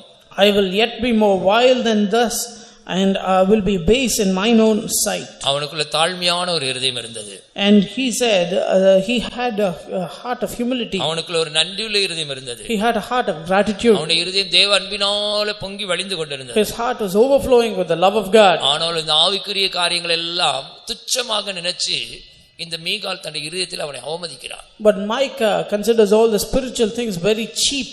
And so she has despised him in her heart. மீகால போல நிறைய பேர் சபையில இருக்காங்க. There are many people like Micah in the church. ஆவிக்குரிய காரியங்கள் எல்லாம் ரொம்ப துச்சமா பேசுவாங்க. They will speak very lowly about the spiritual things. என்ன சும்மா 21 நாள் உபவாசம் ஜெபம் வைக்கிறாங்க. What is this 21 day fasting? சும்மா அந்த ஜெபம் இந்த ஜெபம் எப்ப பார்த்தாலும் கூட்டம். தேவ சமூகத்தை நீ அனுபவிக்காமல் தேவ சமூகத்தை துச்சமாக பேசிக்கொண்டு கர்த்தருக்கு அடுத்த காரியங்களை நீ அவமதிப்பாய் என்றால் நீதான் அந்த Michal. If you do not respect the things pertaining to God and if you despise God, then you are that Micah. தாவீது போல ஒரு கூட்டத்தார் இருக்கிறாங்க, சிறு கூட்டத்தார் கர்த்தருக்குள்ளே சந்தோஷப்பட்டு கொண்டிருக்கிறார்கள். There is a small group of people along with David who rejoice in the Lord. கர்த்தரின் சமூகத்தில் ஆடி பாடி கொண்டிருக்கிறார்கள். They are rejoicing in the presence of God. தேவ சமூகத்தில் வந்து விழுந்து கிடக்கிறார்கள். They come and fall in the presence of God. எல்லா ஜெபங்களுக்கு கூட்டங்களுக்கு ஓடி வருகிறார்கள். They come running for all the prayers and meetings. அவருடைய இருதயம் எல்லாம் தேவன்பினால பொங்கி வழிந்திருக்கிறது. The heart is overflowing with the love of God. அவருடைய இருதயம் தேவன் செய்த நன்மைகளை நினைத்து பொங்கி வழிகிறது. And looking back at all the good things that the Lord has done in their life, their heart is full of gratitude. நான் இன்னும் அற்பனும் நீசனும் ஆவேன் என்று தாழ்மையாய் இருக்கிறார்கள். They say we will be yet more vile and yet more base. தாழ்மையாய் இருக்கிறவர்கள், those who have this humility, நன்றியுள்ளவர்கள், those who have this gratitude, தேவன்பினால் நிறைந்தவர்கள், those who are filled with the love of God, கர்த்தருடைய சமூகத்தை வாஞ்சிக்கிறவர்கள், those who desire the presence of God, கர்த்தருடைய சமூகத்தில் ஆடி பாடுகிறவர்கள், those who rejoice in the presence of God, கர்த்தருடைய சமூகத்தின் இன்பத்தை ருசித்தவர்கள், those who have tasted the joy in the presence of God. அப்படி ஒரு கூட்டத்தார் இருக்கிறார்கள். There is one group of people like that. ஆனா இருதயத்தில் அவமதிக்கிற அப்படிப்பட்டவங்களை இருதயத்தில் அவமதிக்கிற மீகால போல ஒரு சபையார் இந்த சபையில ஒரு கூட்டத்தார் இருக்கிறாங்க. There is another group of people like Micah who despise the presence of God. இவங்களால அப்படி கூட்டங்களுக்கு வர முடியல. They cannot come for the meetings. தேவ சமூகத்தில் ஆடி பாட முடியல. They cannot rejoice in the presence of God. ஆனா அவங்களை இருதயத்தில் அவமதிக்கிறது. But in the heart, இவங்கள பெரிய கூட்டத்துக்கு போறாங்களா, பெரிய ஜெபிக்கிறாங்களா, பெரிய இவங்கள எழுப்புதலுக்கு மற்றவங்கள அப்படி ஆவிக்குரிய ஜீவிதத்துல முன்னேறி போறவங்கள பார்த்து நீ அவமதிச்சு பேசினேனா உன் இருதயத்தில் அவமதிச்சேனா நீதான் அந்த Michal. If your heart have a heart to despise others, then you are that Micah. உன்னால முடியலன்னா பேசாம போ. எதுக்கு நீ அவங்களை அவமதிக்கிற? If you can't do something, you just keep quiet. Why do you want to speak low of others? ஆவிக்குரிய ஜீவிதத்துல முன்னேறாங்க, ஜெபிக்கிறாங்க, நீ சந்தோஷப்படு. In the spiritual life they are rejoicing and they are going forward. You rejoice. நம்மளால எல்லா கூட்டத்துக்கும் போக முடியலன்னு துக்கப்படு. You feel sorry that you're not able to go for all the meetings. நம்மளால 21 நாள் உபவாசம் எடுக்க முடியலன்னு துக்கப்படு. We cannot fast for 21 days. You have to feel sorry for that. ஒன்னால ஜீவிக்க முடியலன்னா ஜீவிக்கிறவங்கள பார்த்து நீ ஏன் பொறாமைப்படுற? If you are not able to live, why are you jealous of those who are living? ஒன்னால ஜீவிக்க முடியலன்னா ஜீவிக்கிறவங்க மேல நீ அவமதிக்கிற. Why are you despising those who are living because you can't live? செய்து ஆவிக்குரிய காரியங்களை அற்பமா நினைக்காதீங்க. Please do not consider spiritual matters as a low thing. கர்த்தருக்கு அடுத்த காரியங்களை நீ அற்பமா நினைச்சேனா, நீ அவமதிச்சேனா உனக்கு பிள்ளை இல்லாம போகும். If you despise the things pertaining to God, you will be childless. பிள்ளை இல்லாம போனா என்ன அர்த்தம்? What is the meaning of being barren? ஜெயஜீவியே இருக்காது உனக்கு. Not a life of victory. பிள்ளை என்பது ஜெயஜீவியத்தை காண்பிக்கிறது. Child, it shows a life of victory. நீ என்னைக்குமே ஜெயஜீவியம் செய்ய முடியாது. You will never be able to do a life of victory. என்னைக்கு ஆவிக்குரிய ஜீவிதத்துல முன்னேறவங்கள உன்னால சகிக்க முடியல, பொறுக்க முடியல, அந்த தேவ சமூகத்துக்கு போறவங்கள நீ அற்பமா நினைக்கிற, நடத்திப்ப குறை சொல்ற, இத்தனை ஜெபம் வைக்கிறாங்க, இவ்வளவு கூட்டம் வைக்கிறாங்க, இதெல்லாம் உன்னால முடியல, இதை நீ அற்பமா நினைச்சு இருதயத்தில் அவமதிச்சேனா உனக்கு ஜெயஜீவியம் செய்ய முடியாது. If you find the leading to be something of something to be despised, and if you are not giving respect to the people who go for all the meetings, then you cannot live a holy life. தேவ சமூகத்தை அனுபவிக்கிறதுக்கு வாஞ்சி, கர்த்தாவே எனக்கு அந்த மேன்மையான அனுபவம் இல்லைன்னு துக்கப்படு. You feel sorry that you don't have such a good experience in your life. அதுக்காக முன்னேறி போறவங்களை பார்த்து குறை சொல்லாத. But at the same time, don't find fault with those who are going forward. நடத்திப்ப குற்றப்படுத்தாத. Do not find fault with the leading of God. ஜீவிக்க முடியலனா ஜீவிக்கிறவங்களை பார்த்து நீ அற்பமா நினைக்காத. If you cannot live, do not find fault with those who are living. உன்னுடைய இதயத்தில் அவமதிக்காத. Do not despise them in your heart. அது கர்த்தருடைய பார்வையில் அருவருப்பா இருக்கிறது. Because it is abominable in the sight of God. அவர்களுக்கு ஜெயஜீவியம் இராது. They will not have a holy life. அடுத்து சாத்தானால் நிரப்பப்பட்ட இருதயம். Next, heart that is filled with Satan. அனனியா அப்போஸ்தலர் 5:3 படிக்கும்போது Acts the Apostle பேதுரு அவனை பார்த்து சொல்கிறான், உன் இருதயத்தை சாத்தான் நிரப்பினது என்ன? Peter says, why has Satan filled your heart? பேதுரு அவனை நோக்கி, அனனியாவே, நிலத்தின் கிரயத்தில் ஒரு பங்கை வஞ்சித்து வைத்து பரிசுத்தாவின் இடத்தில் போய் சொல்லும்படி சாத்தான் உன் இருதயத்தை நிரப்பினதென்ன? சாத்தானோட இருதயத்தை நிரப்பினதுக்கு முன்னாடி ரெண்டு காரியம் செய்றான். ஒன்று வஞ்சித்து வைத்தான், இரண்டாவது பொய் சொன்னான். Before Satan filled his heart, he did two things. He took the part privately and he lied. 4வது அதிகாரம் கடைசி வசனத்தில் தன் மனைவி அறிய நிலத்தில் ஒரு பங்கை வஞ்சித்து வைத்தான் சொல்லி இருக்கிறது. 4வது அதிகாரம் கடைசி வசனம் படிங்க. தனக்கு உண்டாயிருந்த நிலத்தை விற்று தன் கிரயத்தை கொண்டு வந்து அப்போஸ்தலரோடு, அதுக்கு முன்னாடி நிலத்தின் கிரயத்தில் ஒரு பங்கை தன் மனைவி அறிய வஞ்சித்து வைத்தான். Verse 2, 5:2. 2வது வசனம். தன் மனைவி அறிய அவன் கிரயத்திலே ஒரு பங்கை வஞ்சித்து வைத்து ஒரு பங்கை கொண்டு வந்து அப்போஸ்தலருடைய மனைவி அறிய நிலத்தின் கிரயத்தில் ஒரு பங்கை வஞ்சித்து வைத்தான். முதல்ல வஞ்சிக்கிற சுபாவம். First of all, he is deceiving. அப்போஸ்தலருடைய பாதத்தில் கொண்டு போய் வைக்க வேண்டியதை இவன் வஞ்சிச்சு எடுத்துக்கொண்டான். What was supposed to be kept at the feet of the apostles, he took that. இரண்டாவது என்ன செய்கிறார்? Secondly, what does he do? பொய் சொல்லுகிறான். He lies. இந்த ரெண்டு வஞ்சிக்கிறது பொய், இந்த ரெண்டு சரக்கு சாத்தானுடைய சரக்கு. Despising and lying, these are two stuff that belong to Satan. இந்த சுபாவங்களுக்கு இடம் கொடுத்து விட்டால், if you give place to these natures, சாத்தான் உங்களுடைய இருதயத்தை நிரப்பி விடுவான். then Satan will fill your heart. ஏன்னா சாத்தானுக்கு பேர் என்ன தெரியுமா? You know what is the name of Satan? பொய்யனும் பொய்க்கு பிதாவுமா இருக்கிறார். He is the liar and the father of lies. பொய் பேசும்போது தன் சொந்தத்தில் எடுத்து பேசுகிறார். And he speaks lies of his own accord. ஆகையால நீங்களும் அந்த பொய் பேசும்போது சாத்தானுக்கு உங்களுடைய இருதயத்தில் இடம் கொடுக்கிறீர்கள். Which is why when you also speak lies, you give place to Satan. Business people எல்லாம் சொல்றாங்க, பிரதர் பொய் பேசாம எப்படி பிரதர் பிசினஸ் பண்றது? Business people ask me, how to do business without speaking lies? பொய் பேசி நீங்க பிசினஸ் பண்ணுங்க, சாத்தான் உங்களுடைய இருதயத்தை நிரப்பிடுவான். கடைசில நேரா அவன் இருக்க இடத்துக்கு உங்களை கூட்டிட்டு போயிடும். You can speak lies and do business, and Satan will take you, draw you along with him to hell. பொய்யும் வஞ்சிக்கிற சுபாவமும் சாத்தானுக்கு நீங்கள் இடம் கொடுக்கிற சுபாவம் உங்களுடைய இருதயத்தை சாத்தான் நிரப்பி விட்டான் என்று அர்த்தம். The lying nature and cheating others, it means that you have allowed Satan to despise other, take you with you into hell. மனுஷன் தேவனை வஞ்சிக்கலாமா? Can man despise God? நீங்களும் தேவனை வஞ்சிக்கிறீர்கள். Oh, but you have despised God. எதிலே வஞ்சித்தோம் என்கிறீர்கள்? You ask, how have we done that? காணிக்கையிலும் தசமபாகத்திலும் தானே. In tithes and offerings. காணிக்கை தசமபாகத்தில் வஞ்சிக்கிறீங்களா? Are you despising God and tithes and offering? பொய் சொல்றீங்களா? Are you lying? சாத்தான் உங்களுடைய இருதயத்தை நிரப்பி விட்டான். Satan has filled your heart. சாத்தானால் நிரப்பப்பட்ட இருதயம் நமக்கு வேண்டாம். We don't need a heart full of Satan. சாத்தானால நிரப்பப்பட்ட இருதயம் வந்தோடனே அடுத்து வசனத்துல அவன் கீழே விழுந்து செத்து போயிட்டான். And in the next verse we see that he died. ஆசிங்கள் உடனே சடன் ஜட்ஜ்மென்ட். 4வது வசனம். இந்த வார்த்தைகளை அவன் கேட்கவே அப்போஸ்தலர் 5வது அதிகாரம் 5வது வசனம். 3வது வசனத்துல சாத்தானுடைய இருதயத்தை நிரப்பினான் என்று 3வது வசனத்துல படிக்கிறோம். 5வது வசனத்துல பாருங்கள். அனனியா இந்த வார்த்தைகளை கேட்கவே விழுந்து ஜீவனை விட்டான். இவைகளை கேள்விப்பட்ட யாவருக்கும் மிகுந்த பயம் உண்டாயிற்று. 3வது வசனத்துல சாத்தான் இருதயத்தை நிரப்பினான்னு சொல்லியிருக்கு. அடுத்து ஒரு வசனம் தான் தாண்டி அடுத்து 5வது வசனத்துல கீழே விழுந்து ஜீவனை விட்டான். In the 3rd verse we see that Satan filled his heart, and the next verse we see that he fell down and died. மரணம், உடனடியான நியாய தீர்ப்பு, a sudden death. தேவ ஜனங்கள் நாம் எச்சரிக்கையா இருக்க வேண்டும். Children of God should be very careful. அடுத்து 8வது விருத்த சேதனம் இல்லாத இருதயம், uncircumcised heart. அப்போஸ்தலர் 7:51 ஸ்தேவானை கொலை செய்தவர்களை பார்த்து Acts 7:59 சொல்லப்பட்டிருக்கிறது, இருதயத்தில் விருத்த சேதனம் இல்லாதவர்களே. Concerning those who slew Stephen, it is mentioned. 7:51 படிங்கள். 7:59 வணங்க கழுத்துள்ளவர்களே, இருதயத்திலும் செவிகளிலும் விருத்த சேதனம் பெறாதவர்களே, உங்கள் பிதாக்களைப் போல நீங்களும் பரிசுத்த ஆவிக்கு எப்பொழுதும் எதிர்த்து நிற்கிறீர்கள். வணங்கா கழுத்துள்ளவர்களே, He's stiff-necked. இருதயத்திலும் செவியிலும் விருத்த சேதனம் பெறாதவர்களே, Those who are not circumcised in நீங்கள் heart and soul. உங்கள் பிதாக்களைப் போல நீங்கள் பரிசுத்த ஆவிக்கு எப்போதும் எதிர்த்து நிற்கிறீர்கள். You are resisting the Holy Spirit just like your fathers. ஸ்தேவானை கொலை செய்யும்படியாக வந்தவர்கள். They came in order to kill Stephen. இருதயத்தில் விருத்த சேதனம் பெறாதவர்கள். They were not circumcised in their heart. இருதயம் விருத்த சேதனம் பண்ணப்படாதது. Their heart was not circumcised. பரிசுத்த ஆவிக்கு எப்போதும் எதிர்த்து நிற்கிறார்களாம். They were always resisting the Holy Spirit. பரிசுத்த ஆவியானவர் என்ன செய்கிறார்? What does the Holy Spirit do? எப்போதும் பரிசுத்தமாக்குற வேலையை செய்கிறார். ஆனா இவங்க அதுக்கு எதிர்த்து நிற்கிறார்கள். He is always doing a work of holiness, but they are resisting him. வணங்கா கழுத்துள்ளவர்கள். They are stiff-necked.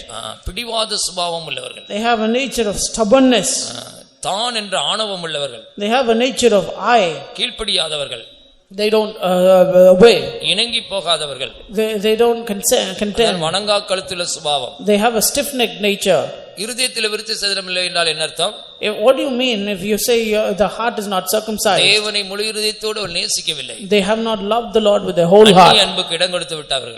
They have given place to Satan. தேவனை முழுமையாக விளங்கிக் கொள்ளாதவர்கள். Not understanding God wholly. பரிசுத்த ஆவிக்கு எதிர்த்து நிற்கிறவர்கள். They resist the Holy Spirit. இவர்கள்தான் இருதயத்தில் விருத்த சேதனம் பெறாதவர்கள். இவர்கள்தான் ஸ்தேவானை கொலை செய்யும்படியாக அங்கே கூடினவர்கள். These are the ones who are not circumcised in the heart, and they are the ones who gathered in order to slay Stephen. பரிசுத்த ஆவியினால் அபிஷேகம் பண்ணப்பட்ட தேவனுடைய பிள்ளைகளுக்கு விரோதமாக எழும்புகிறோமா? Are we rising up against the children of God who are anointed of God?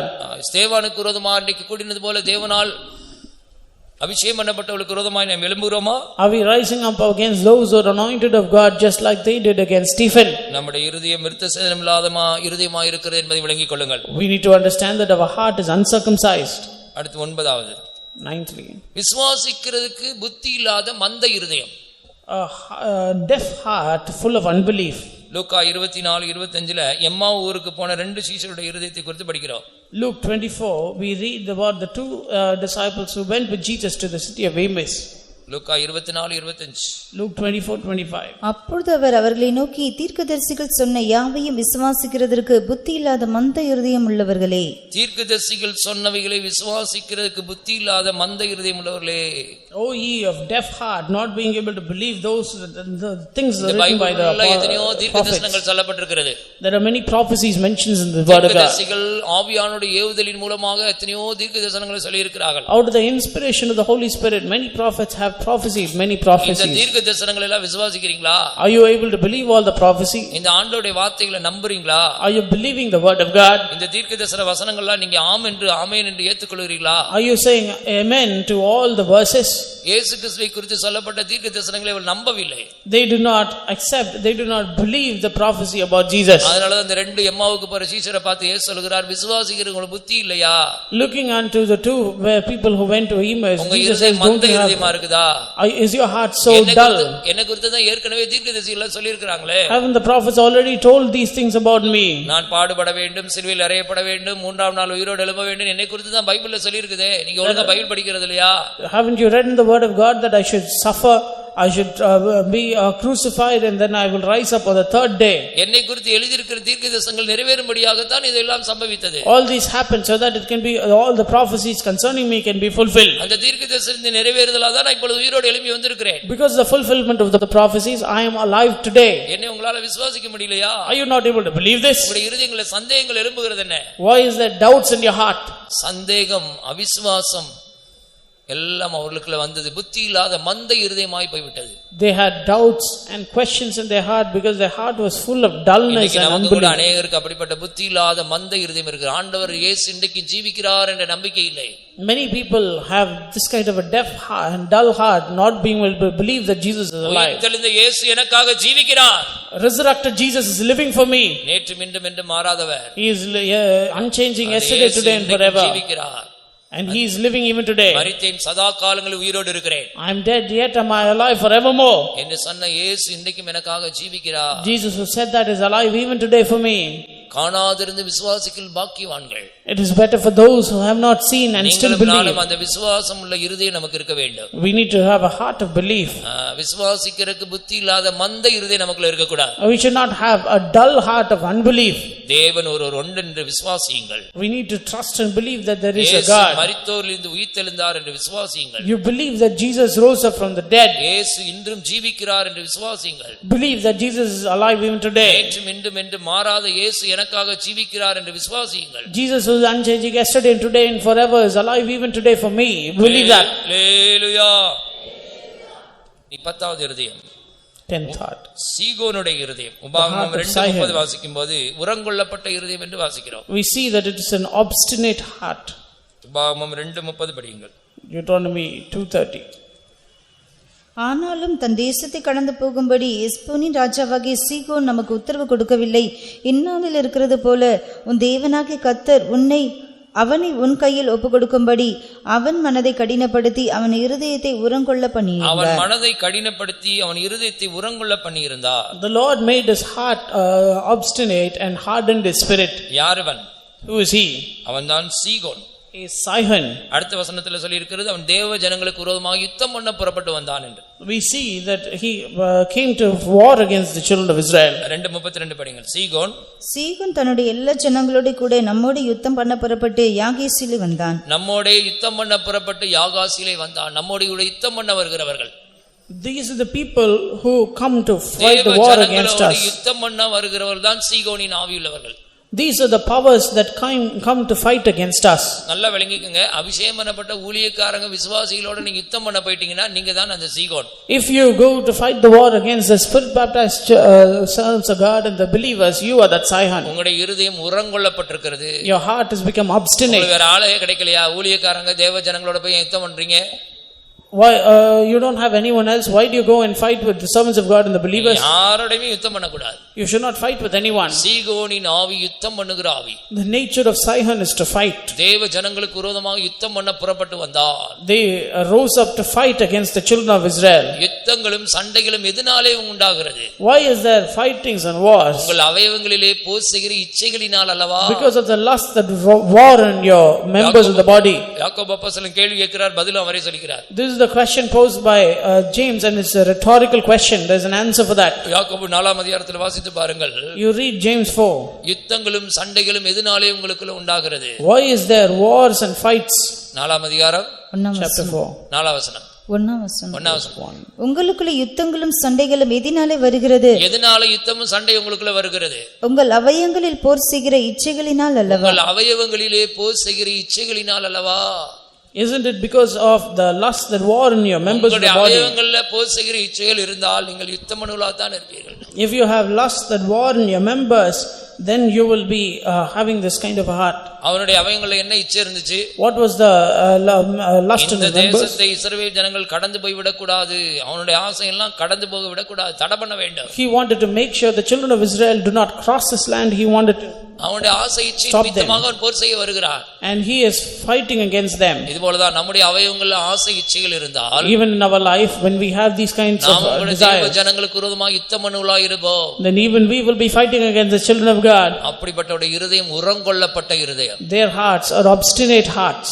அவருடைய மனது கடினப்பட்டிருக்கிறது. His mind has become stiff. அவர்களுடைய இருதயம் உரங்கொள்ளப்பட்டிருக்கிறது. Their hearts have become obstinate. இந்த இருதயம் எல்லாம் நம்மை விட்டு அகன்று போக வேண்டும். All these hearts should be removed from us. இந்த இருதயம் எல்லாம் நமக்குள்ள இருந்துச்சுனா, if you have these kind of hearts, நாம் அவர் சுத்தமுள்ளவராய் இருக்கிறது போல நம்மை சுத்திகரித்துக் கொள்ளவில்லை. then we have not sanctified ourselves as he is pure. சரி, இப்படிப்பட்ட இருதயம் இருக்குது. இது என்ன செய்யறது? எப்படி சுத்தமாகிறது?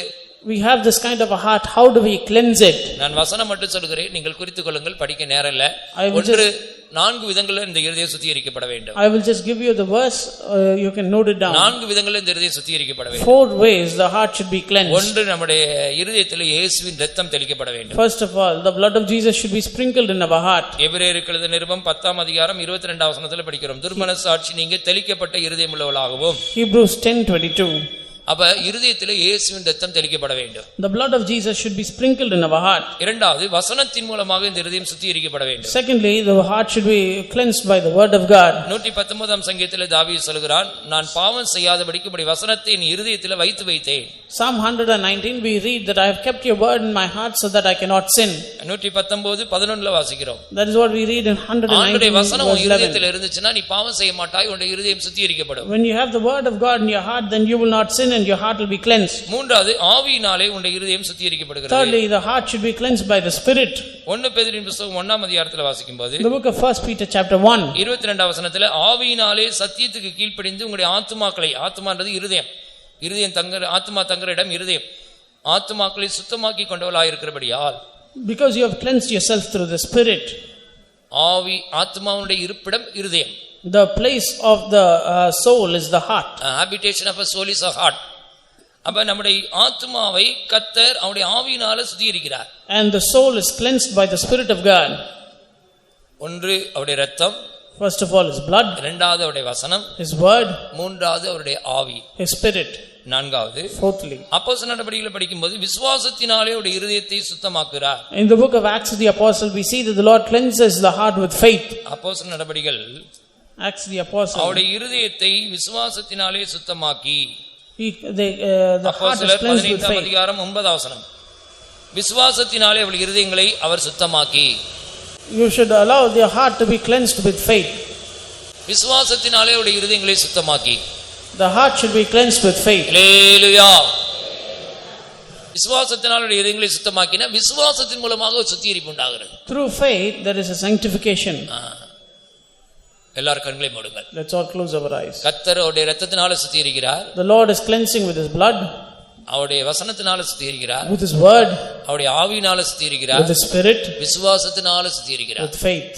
கர்த்தர் இப்பொழுது நம்மை சுத்திகரிக்கிற நேரம். The time when the Lord is going to நம்முடைய cleanse us. இருதயங்களை கர்த்தர் சுத்தமாக்கி விட்டால், The Lord is supposed to cleanse our our heart. சுத்தமுள்ளவராய் இருக்கிறது போல நாம் சுத்திகரிக்கப்படலாம். As he is pure, let us also become pure. ஆண்டவரிடத்தில் சொல்லிக்கொண்டே இருங்கள். You continuously speak to ஆண்டவரே, Jesus. என்னுடைய இருதயத்தை நீ சுத்திகரியும் ஆண்டவரே. Lord, cleanse my heart. ஒன்று, First, எனக்கு கடினப்பட்ட இருதயம் இருக்க வேண்டாம். I don't need a hardened heart. முடிந்தவர்கள் எல்லாரும் முழங்கால் படிட்டு கண்களை மூடி நான் சொல்லுகிற வார்த்தையை சொல்லுங்கள். Those possible, be on your knees and confess these words. ஆண்டவரே, எனக்கு கடினப்பட்ட இருதயம் வேண்டாம். Lord, I don't need a hardened heart. எனக்கு தத்தளிக்கிற இருதயம் வேண்டாம். I don't need a trembling heart. எனக்குள்ளே செத்து போன இருதயம் வேண்டாம். I don't need a dead heart. எனக்கு வலிவி போகிற இருதயம் வேண்டாம். I don't need a heart that errs. எனக்கு பழிவாங்கும் இருதயம் வேண்டாம். I don't need a heart of revenge. அவமதிக்கிற இருதயம் வேண்டாம். I don't need a despising heart. சாத்தானால் நிரப்பப்பட்ட இருதயம் வேண்டாம். I don't need a heart that is full of Satan. விருத்த சேதனம் இல்லாத இருதயம் வேண்டாம். I don't need an uncircumcised heart. விசுவாசிக்கிறதுக்கு புத்தி இல்லாத மந்த இருதயம் வேண்டாம். I don't need a dull heart full of unbelief. உரங்கொள்ளப்பட்ட இருதயம் வேண்டாம். And neither do I need an obstinate heart. உம்முடைய இரத்தத்தினாலே என் இருதயத்தை சுத்திகரியும் ஆண்டவரே. Lord, cleanse my heart with உம்முடைய your blood. வசனத்தினாலே என் இருதயத்தை சுத்திகரியும். Cleanse my heart with உம்முடைய your word. ஆவியினாலே என் இருதயத்தை சுத்திகரியும். Cleanse my heart with your உம்மை word. பற்ற விசுவாசத்தினாலே என் இருதயத்தை சுத்திகரியும். Cleanse my heart with your faith. சுத்த இருதயத்தை நீலே சுத்திகரியும் ஆண்டவரே. Lord, create in me a clean heart. நீ சுத்தமுள்ளவராய் இருக்கிறது போல என்னை சுத்திகரியும். As you are holy, cleanse me. ஒப்புக்கொடுங்கள். கர்த்தர் ஒரு புது அபிஷேகம் தருகிறார். Surrender yourself, the Lord is giving you a new our anointing. சுத்தமுள்ளவராய் இருக்கிறது போல நம்முடைய இருதயத்தை சுத்திகரிக்கிறார். As he is holy, he is cleansing our life as well. Hallelujah.